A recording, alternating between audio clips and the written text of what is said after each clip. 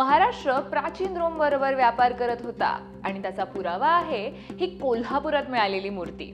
ही bronze मूर्ती आहे पोसायडनची, जो प्राचीन ग्रीक रोमन संस्कृतीमध्ये समुद्राचा देव मानला जातो। 1945-46 मध्ये पंचगंगा नदी जवळच्या एका टेकडीवर आर्किओलॉजिस्ट एच.डी. संकलिया यांना उत्खननात ही मूर्ती मिळाली। या जागी प्राचीन काळी ब्रह्मगिरी नावाचं गाव होतं आणि जिथे ही मूर्ती सापडली तिथे एका व्यापाऱ्याचं घर असावं असा अंदाज आहे।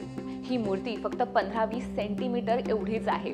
एक हात मांडीवर तर दुसरा हात पोसायडनचं हत्यार त्रिशूळ घेतलेल्याच्या मुद्रेत आहे। त्याच्या चेहऱ्यावरचे भाव शांत आहेत आणि हा नग्न असा पुतळा आहे। पहिल्या शतकाच्या दरम्यान उत्तर दख्खनमध्ये समृद्ध झालेल्या सातवाहन साम्राज्याचे प्राचीन रोमन लोकांबरोबर व्यापाराचे संबंध होते। सातवाहनांच्या नाण्यांवरून सुद्धा आपल्याला त्यांच्या नौसेनेबद्दल समजतं। ही पोसायडनची मूर्ती इजिप्तमधल्या अलेक्झांड्रियामधनं आयात केली असावी असा समज आहे।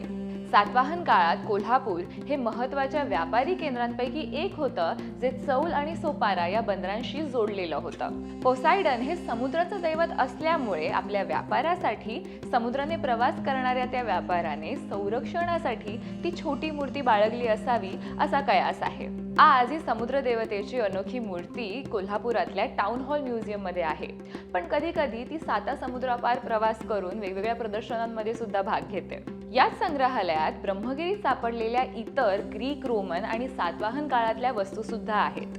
पुरातत्व खातं आणि स्थानिक प्रशासन त्यांचं जतन करतायत। ही लहानशी मूर्ती भारत रोमच्या हजारो वर्षांपूर्वीच्या वैभवशाली व्यापाराचीच नाही तर सांस्कृतिक देवाणघेवाणीची सुद्धा साक्षीदार आहे।